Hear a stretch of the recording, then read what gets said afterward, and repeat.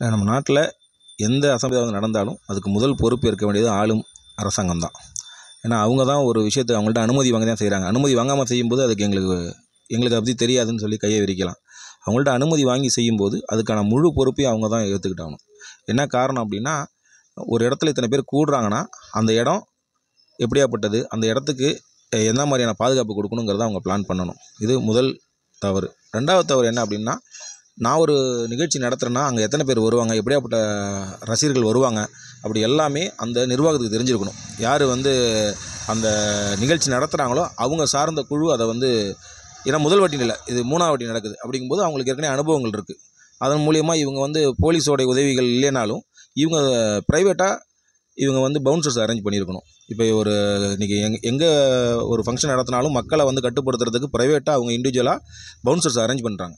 அது மாதிரி இவங்க 2000 பவுன்சர்ஸோ 3000 பவுன்சர்ஸை இறக்கி சுற்றி ஒரு மறைவு கட்டி மக்களை அந்த பக்கம் வச்சு நடுவில் ஒரு போகிற மாதிரி பண்ணணும்.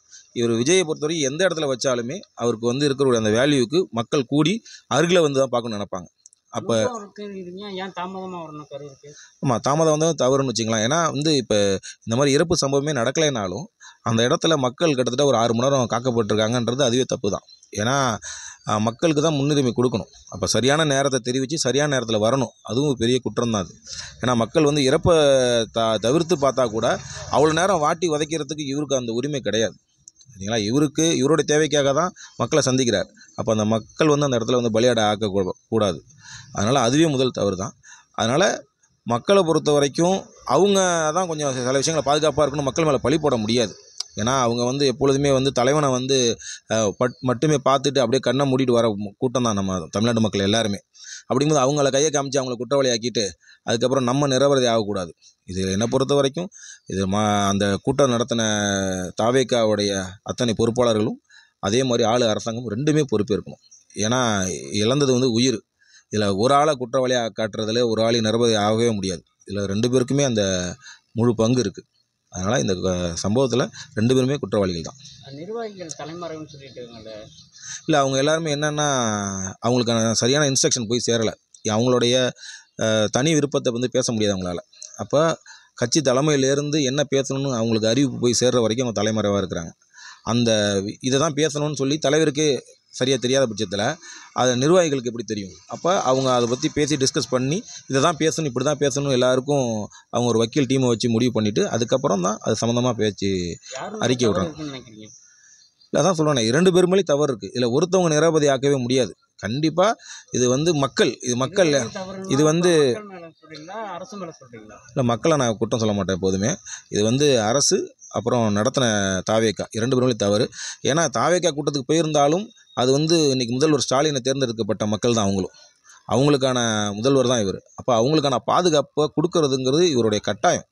ஒரு இடத்துல ஒரு பொது விழாவில் ஒரு 1000 பேர் சேர்ந்தாலும் அந்த இடத்துக்கு 2 போலீஸ் அனுப்புகிறவங்க இங்கே இவ்வளோ பெரிய கூட்டம் உருவாகுங்கிறது இவங்களுக்கு ஏற்கனவே தெரிஞ்சும் அதில் இவங்க அலட்சியமாக கையாண்டுட்டாங்க.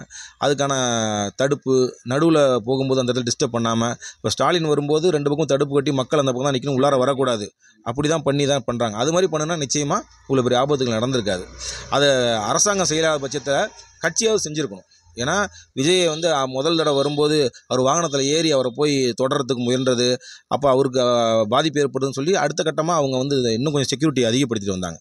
அதே மாதிரி தனக்கு பாதிப்புங்கும்போது அவரோட செக்யூரிட்டியை அதிகப்படுத்த யோசித்தவர் மக்களுக்கு பாதிப்பு வரும் அப்படின்னு அதை அறிஞ்சு அதுக்கான செக்யூரிட்டியை அவர் சரி பண்ணியிருக்கணும். அது அவர் பொறுப்பு இருக்குது. ஏன்னா மக்களுக்காக தான் அவர் வராரு. அப்படிங்கும்போது அந்த பொறுப்போடு அவர் செயல்பட்டுருக்கணும்.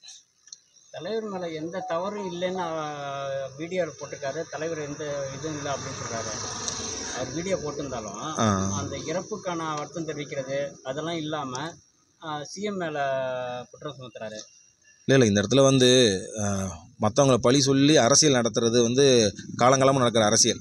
அப்படி அதே பாணியில் விஜய் அவர்களும் பண்ணக்கூடாது. அவர் சைடில் என்ன தவறு நடந்துச்சு, அதுக்கு எந்த அளவுக்கு அவர் வருத்தம் தெரிவிக்கணும், அந்த பாதிக்கப்பட்ட மக்களுக்கு அவர் என்ன செய்யணுங்கிறத தான் அவர் பேசணும். எதிர்க்கட்சியை கை காமிச்சு பேசுகிறது, ஆளுங்கட்சியை கை காமிச்சு பேசுகிற ஒரு நம்மளுடைய சம்பிரதாய அரசியலையே அவர் செஞ்சிடக்கூடாது. இவரும் இதுக்கு மாற்றாக தான் வராரு. இதுக்கு ஒரு தீர்வாக வரணும். அவர் வழக்கம் போல் அதே சம்பிரதாயங்கள் படியோ இல்லை இப்படி தான் பேசணும்னு ஒரு முன்முடிவோடு பேசுகிறதுங்கிறது புதிய அரசியலுக்கான எந்த விதமான பயனும் கிடையாது.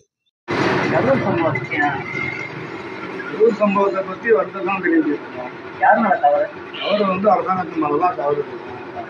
எல்லாத்தையுமே முன்னெச்சரிக்கையாக எல்லாத்தையும் பண்ணியிருந்தாங்கன்னா அந்த தவறு நடந்திருக்கு வாய்ப்பு அரசு தான் முன்னெச்சரிக்கையாக எல்லாம் கவனம் சொல்லியிருக்காங்க. அப்புறம் எப்படி 40 பேர் இறந்துருக்காங்க, 41 பேர் இறந்துருக்காங்கன்னா அப்படி அரசாங்கம் என்ன பண்ணியிருந்தாங்கன்னா இப்படி 41 பேர் இறந்துருக்கு வாய்ப்பு. தலைமை கமலை எந்த அவங்க மேலாம் தவறு சொல்ல முடியாது. அவங்க வந்து பர்மிஷன் கொடுத்த இடத்துல பண்ணியிருக்காங்க.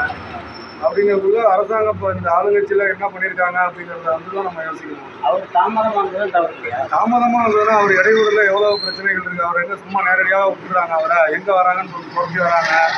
அதுலேயே வாகனம் வந்து ஸ்லோவாகிறதுக்கு வாய்ப்புகள் இருக்குது. அவர் அந்த சொன்ன டைமுக்கு எந்த அரசியல்வாதியும் சொன்ன டைமுக்கு வந்துருக்காங்கன்னு நீங்கள் சொல்லுங்கள். எந்த கட்சி கரெக்டாக போயிடுறாரு? ஷூட்டிங் கரெக்டாக போகிறாங்கன்னா அது வருமானத்துக்கு கம்மியாகும். ஷூட்டிங் கரெக்டாக போய் தான் ஆகணும். அவங்களுக்கு உண்டானது வேறு. இதில் வந்து நம்ம எதுவுமே அவர் மேலே குறை சொல்ல முடியாது. அவர் அவரை பார்க்கறதுக்கு ரசிகர்கள் வராங்கனாக்கா கூட்டம் அதிகமாக தான் இருந்தாங்க. அவங்க அடுத்த ஒரு கிலோ கொடுக்கணும். அந்த 41 பேர் இறந்து சம்பந்தமாக மீட்டிங் நடத்துகிற கட்சியை தான் சொல்லுவாங்க. ஏன்னா எல்லா இடத்துலையுமே போலீஸ்காரங்க இங்கே வந்து மொத்தம் முடியாது. 10,000 பேர் வருவாங்கன்னு சொல்லி 25,000 பேர் போயிருக்காங்க. 100-150 போலீஸ் மட்டும் 500 போலீஸ் வந்துருக்குது. அந்த கட்சிக்காரங்களோட தொண்டரணி இவங்க தான் வந்து வாழ்க்கை தான் வந்து கவனிச்சிருக்கணும்.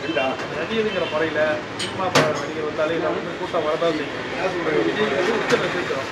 அஜித், விஜய், ரஜினி எல்லாம் வந்து டாப்பில் உள்ளவங்க. விஜய் வந்தால் கூட்டம் வரதான் செய்யும். அரசியல்வாதியாக இன்னும் அவர் யாரும் ஏற்றுக்கணும். நடிகராக தான் இன்னும் பார்த்துட்டு அதனால தான் மக்கள் அவ்வளோ பேர் வருது. பொதுமக்கள் வரல, அவர் ரசிகர்கள் தான் வராங்க, முன்னிட்டு வராங்க. அப்படிங்கும்போது அந்த கட்சியோட ஆளுங்க தான் எல்லாத்தையும் சரி பண்ணணும். அவரை பாதுகாக்க 5 பவுன்சர் வச்சுருக்காரு. மக்களை பாதுகாக்கிறது எதுவுமே செய்யலை. ஆளுங்கட்சியை பொறுத்தோம்னா ஏதோ ஒரு விஷயம் சொன்னால் சரிங்க.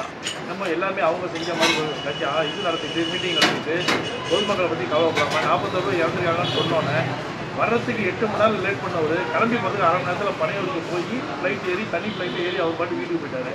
அந்த மக்களை பற்றி யோசிச்சிருக்காரா? 2 நாள் கழிச்சு ஒரு வீடியோ வெளியிடுறாரு. இது வந்து என்னை பொறுத்தவரை அவரோட தப்பு தான்.